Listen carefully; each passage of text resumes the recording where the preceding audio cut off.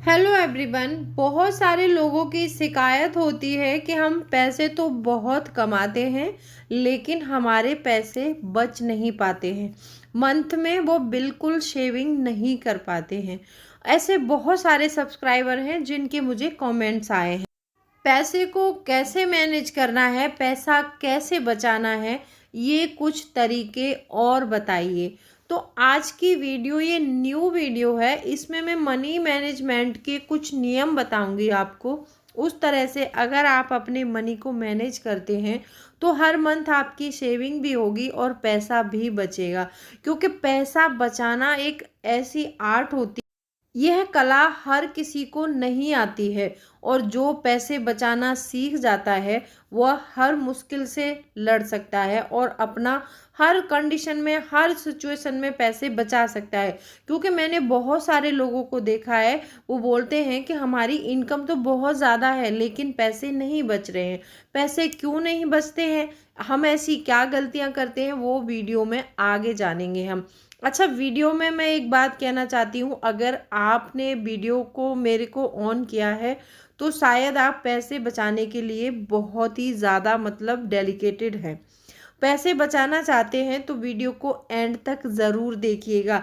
मेरी रिक्वेस्ट है आपसे, मैं जो जो पॉइंट बताऊंगी उनको फॉलो करना। और आपको लगता है कि मेरे बताए गए पॉइंट ज़रा भी अच्छे हैं तो कमेंट करके ज़रूर बता दीजिएगा। और आपको लगता है कि मैं ये तरीके जो मैंने बताए हैं इससे बेहतर कोई ऑप्शन आपके पास है तो कमेंट में ज़रूर लिख दीजिएगा। तो चलिए स्टार्ट करते हैं वीडियो को। मैं हूँ राधा चौहान और मेरे चैनल क्रिएटिव चौहान में आपका बहुत बहुत स्वागत है।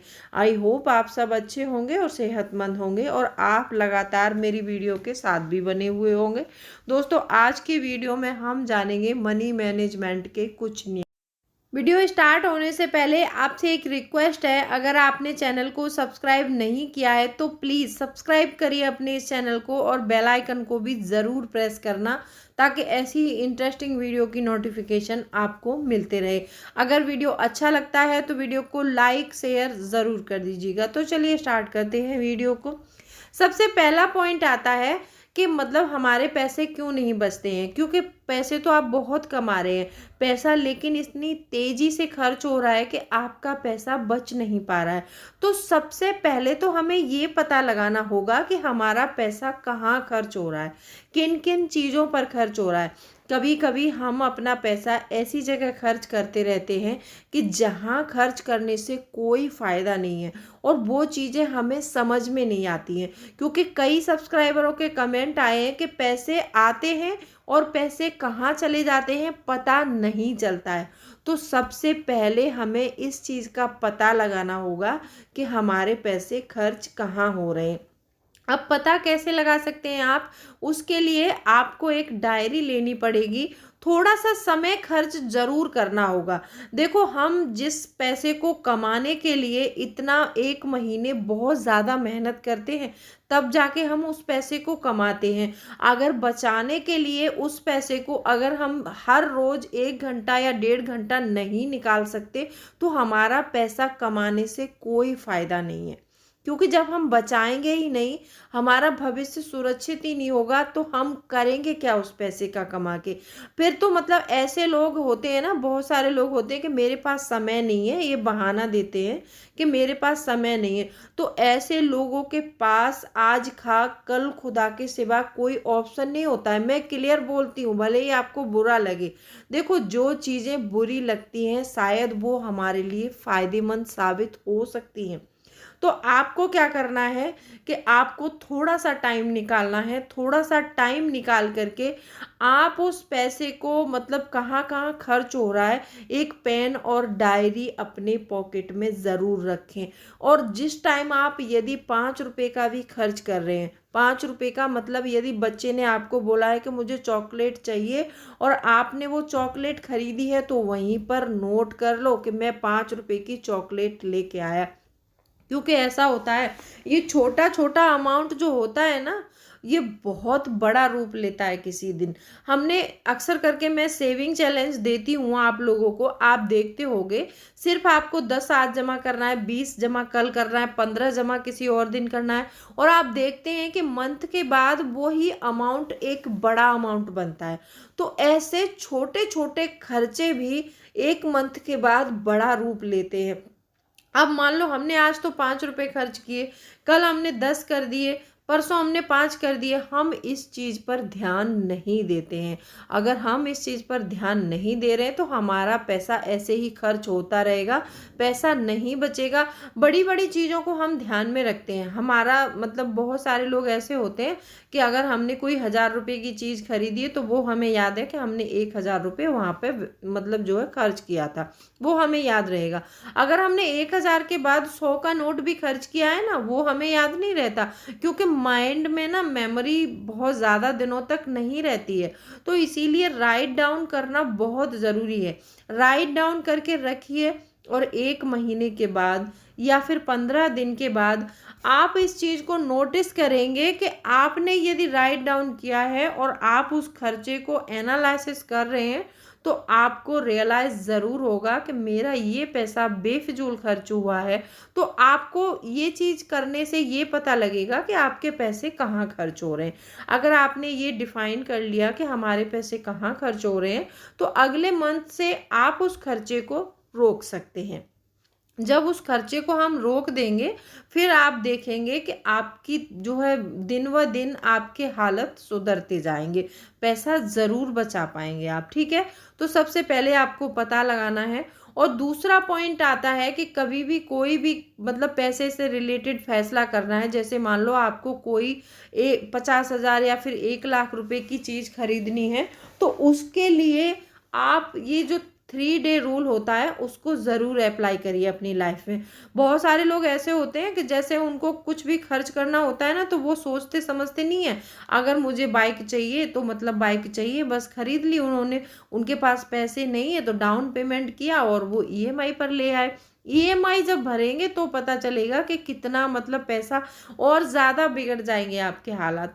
तो ऐसा नहीं करना है। देखो, 1 लाख 2 लाख रुपए की चीज़ खरीदने से पहले आपको 3 डे रूल ज़रूर अपनाना चाहिए, क्योंकि जो सैलरी आप घर में लेके आते हो ना, वो सैलरी आप 1 महीने काम करने के बाद मिलती है। जब वो 1 महीने काम करने के बाद आपको सैलरी मिल रही है, उस सैलरी को आप ऐसे ही उड़ा दो तो ये कोई फ़ायदे वाली बात नहीं होती है। अब यहाँ पर ये क्वेश्चन उठेगा, बहुत सारे लोग ये क्वेश्चन भी कर सकते हैं कि मतलब ऐसे तो हम पैसे कमाते रहें और बचाते रहें, क्या हम अपने मतलब जो है वांट्स पूरे ना करें? वांट्स पूरे करने हैं आपको। मैं आगे पॉइंट में बताऊंगी आपको कि वो वांट्स कहाँ से पूरे होंगे और कैसे पूरे होंगे। देखो, हर चीज़ के लिए टाइम लगता है। अगर हम कोई गोल बना रहे हैं, अगर उस गोल को हमें अचीव करना है, तो उसके लिए हमें अपने आप को टाइम देना पड़ेगा। अगर आप टाइम नहीं दे पा रहे हैं, आप उल्टे पुल्टे काम करेंगे, तो पैसा तो आपका बर्बाद होना ही है। तो चलिए मैं बताती हूँ अगले नेक्स्ट पॉइंट में हम कैसे अपने पैसे को मैनेज करें। सबसे बढ़िया रूल है पैसे मैनेज करने का 50-30-20। अब ये बहुत सारे लोग ऐसे होते हैं कि 50-30-20 रूल को नहीं समझ पाते हैं।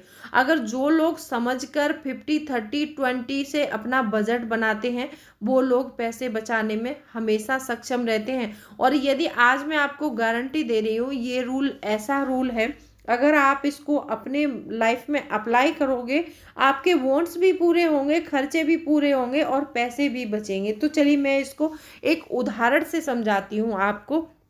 आप जैसे मान लो आपकी सैलरी 1 महीने की 80,000 रुपये सैलरी आपको मिलती है। मैंने 80,000 का एग्जाम्पल लिया है, आपकी सैलरी जितनी भी हो, ठीक है।